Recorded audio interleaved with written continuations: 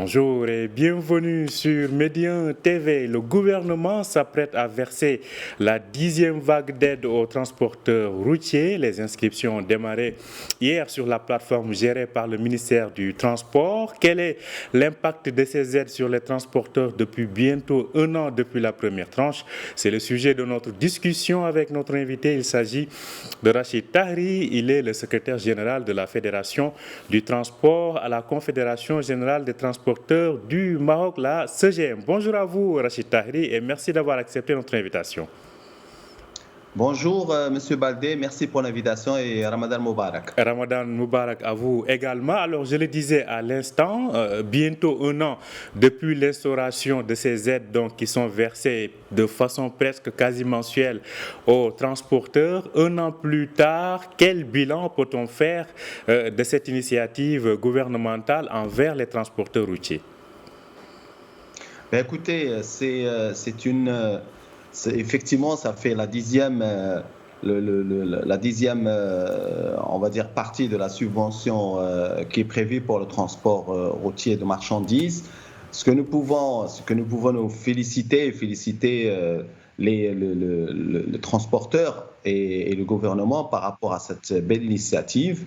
Elle est la bienvenue, bien évidemment. C'est une initiative qui nous permet bien sûr de couvrir une partie de nos charges essentiellement gasoil. Et à aujourd'hui, effectivement, ça nous a permis d'abord de garder les tarifs que nous pratiquons depuis bien avant la crise et nous continuons à les pratiquer et nous avons bien évidemment nos charges qui sont plus ou moins atténués par rapport à ce qu'ils sont d'habitude. Bon, si on veut parler en gros du pourcentage, bien évidemment, cette subvention couvrait, ou cette aide couvrait bien évidemment aux alentours de 25%. Aujourd'hui, il couvre un peu plus de 30% parce que le gasoil a été revu, les prix à la pompe ont été revus à la baisse et donc nous félicitons toujours par rapport à cette aide, mais nous sommes en train de travailler avec notre ministère sur un ensemble d'actions, d'accompagnement qui pourront dans l'avenir remplacer cette aide qui est toujours, même s'il est noble, mais il est toujours insuffisante. Une aide donc qui permet donc de continuer à rouler. Justement, si on avait aujourd'hui à estimer le nombre d'entreprises ou plutôt le pourcentage d'entreprises dans le secteur qui ont eu à profiter de ces aides, est-ce qu'on a des estimations dans ce sens-là? Les estimations, si vous voulez, on n'a pas vraiment les estimations. Pour le transporteur, nous sommes à peu près si je ne me trompe pas, parce que le ministère avait annoncé le nombre global des bénéficiaires. Des bénéficiaires qui étaient aux alentours de 180 000 entreprises, y compris bien sûr les taxis, les autocars et ainsi de suite. Au niveau du transport, nous sommes un peu plus de 60%, y compris les voyageurs et les marchandises. Alors, je rappelle que selon le ministère, depuis donc le déclenchement de ces aides, plus de 4 milliards donc, ont été consacrés aux transporteurs. Alors, vous disiez que ces aides ont permis de maintenir les prix, mais est-ce que dans la durée aujourd'hui, cela permet réellement d'assurer un certain équilibre pour les transporteurs? Non, c'est clair que c'est une aide qui a un impact positif à hauteur, comme je disais tout à l'heure, à hauteur de 30% maintenant avec la baisse qu'a connue le carburant au niveau de la pompe, mais ça ne sera jamais du 100%. Le transporteur continue à supporter les 70% des charges sur le gasoil, sans parler bien sûr des autres intrants qui ont augmenté aussi, à savoir les huiles, la pneumatique, ils ont augmenté aux alentours de 25% depuis le début du Covid. Donc on ne peut pas dire que c'est suffisant, mais on ne peut pas non plus dire que le gouvernement doit continuer à assurer cette subvention, cette aide, parce que à un certain moment, il va falloir aller sur des choses qui sont structurelles aujourd'hui et qu'il faut les organiser, et il faut mettre en place des mécanismes qui permettent aux transporteurs d'aller vers des prix et d'aller vers un système de prix qui est négocié et qui est revu à la hausse ou à la baisse en fonction des baisses ou des hausses des intrants. Alors justement, quand vous parlez de mécanismes pérennes, ou bien qui vont permettre en tout cas de mieux soutenir dans la durée, de quoi est-ce qu'il s'agit exactement ? Écoutez, nous sommes en train de travailler aujourd'hui avec notre ministère et sur trois volets importants. Bon, il y a le volet, bien sûr, de l'accès à la profession, d'accord. Et il y a le volet de l'indexation du gasoil. L'indexation du gasoil, c'est une indexation qui, aujourd'hui, est on va dire qu'elle est pratiquement dans le circuit législatif. Donc, l'objectif est de mettre en place un indice qui permet aux transporteurs et aux chargeurs de négocier leur contrat en fonction de la hausse ou de la baisse du prix du gasoil.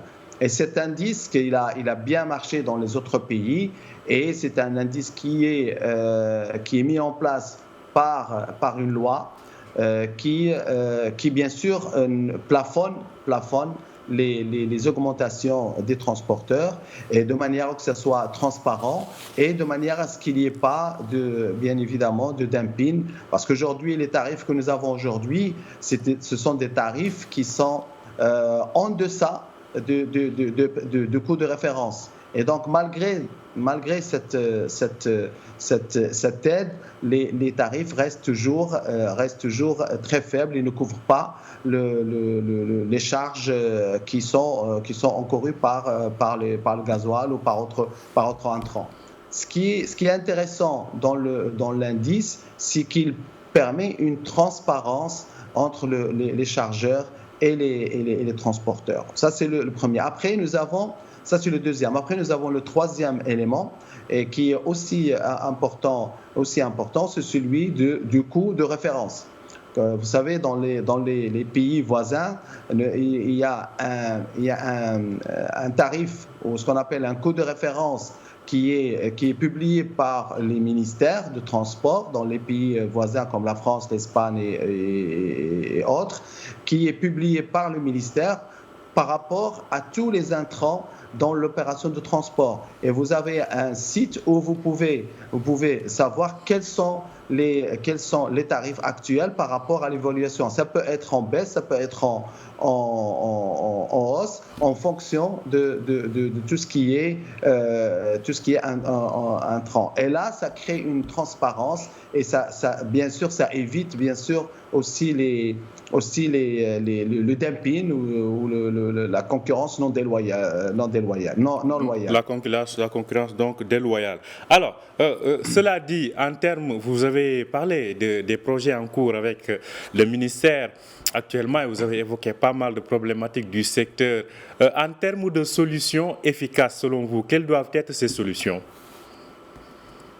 La seule solution efficace qu'il y a aujourd'hui, qui a réussi dans les pays européens, c'est le système d'indice, l'indice sur le gasoil, et ainsi que les autres intrants. Parce que qu'est-ce qui se passe ? C'est qu'en général, quand on voit des tarifs qui ne sont même pas, qui sont en deçà du coût réel de l'opération, ça veut dire que Ça ne veut pas dire que les gens cherchent à baisser les prix, c'est qu'il y a aussi une problématique de connaissance, une ignorance ou une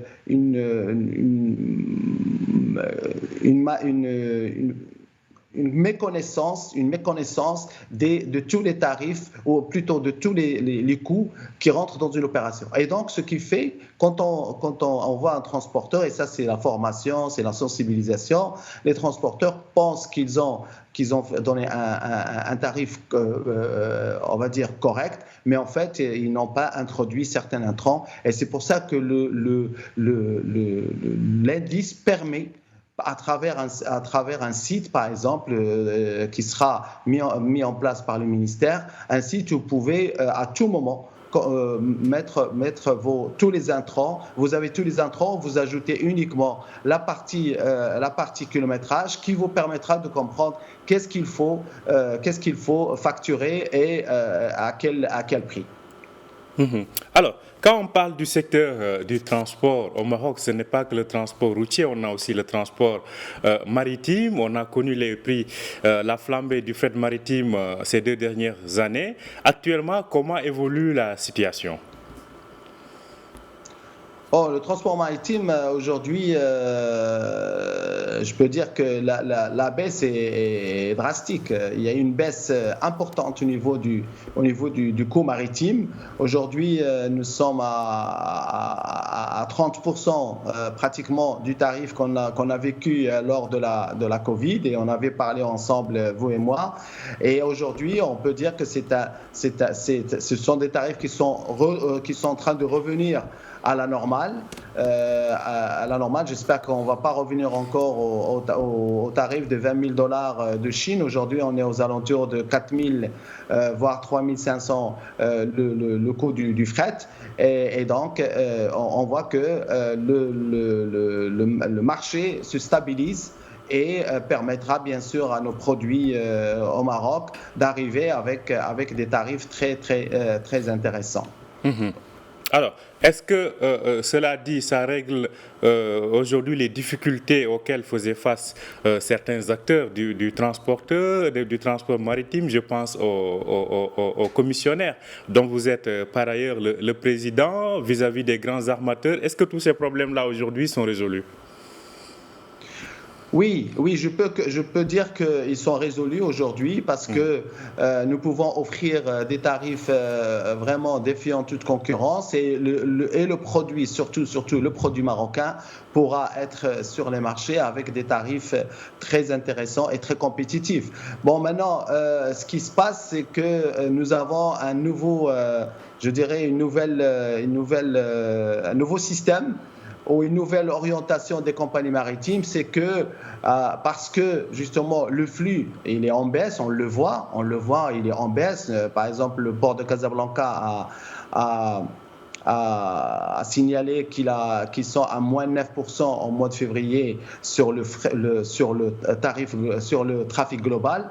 Cette baisse peut aussi pousser les armateurs à aller vers d'autres, à faire un développement vertical. Et cela, maintenant qu'on s'est dit, bon, le tarif a baissé, mais malheureusement, nous avons aussi les compagnies maritimes qui commencent à faire cette orientation verticale, ou ce développement vertical qui va piétiner sur les prérogatives du commissionnaire de transport, à savoir tout ce qui est commissionnement et développement des entrepôts. C'est-à-dire que tout ce qui se fait par le commissionnaire de transport à travers l'organisation du transport, nous voyons que certaines compagnies commencent à aller vers cette activité, et cela fera sûrement du mal à nos membres et aux commissionnaires de manière générale, même dans les autres pays aussi. Et c'est pas uniquement au Maroc, mais c'est un développement des gros faiseurs de fret et des méga carrières qu'on appelle les méga carrières, qui sont en train d'aller vers ces activités qui sont destinées normalement, qui ont été toujours destinées aux commissionnaires de transport. Alors, face à cela, à cette organisation verticale, comme vous le dites, comment vous vous organisez en fait, du moment que ça risque peut-être de menacer certaines professions? Écoutez, je pense que la seule manière de s'organiser, c'est d'être très proche du client, très proche de lui, de manière à lui offrir un peu plus et chercher à rester toujours sur le marché. Je ne dis pas que c'est facile, c'est très difficile aujourd'hui et malheureusement nous sommes sur de la concurrence. On ne peut pas dire que c'est une concurrence déloyale parce qu'effectivement le développement vertical est autorisé par le monde entier, dans le monde entier, mais un développement vertical au niveau de la concurrence, il faut qu'il respecte certaines règles et qu'on ne tombe pas dans des trusts ou dans des mégapoles qui vont bien évidemment commencer à appliquer des tarifs à leur guise. Merci à vous, Rachid Tahri. Je rappelle que vous êtes le secrétaire général de la Fédération du transport à la Confédération générale des entreprises du Maroc, la CGM. Merci en tout cas de nous avoir fait l'honneur de vous avoir avec vous ce matin pour faire le point sur l'évolution du secteur du transport au Maroc, que ce soit le transport routier ou bien le transport maritime. Encore une fois, merci d'avoir accepté notre invitation. Merci à vous de m'avoir invité et bonne journée. Bonne journée à vous aussi. Merci à vous aussi de nous avoir suivis. Je rappelle que vous pouvez retrouver cet entretien sur notre site www.medianews.com. Bonne journée, bonne suite de programmes sur Média TV.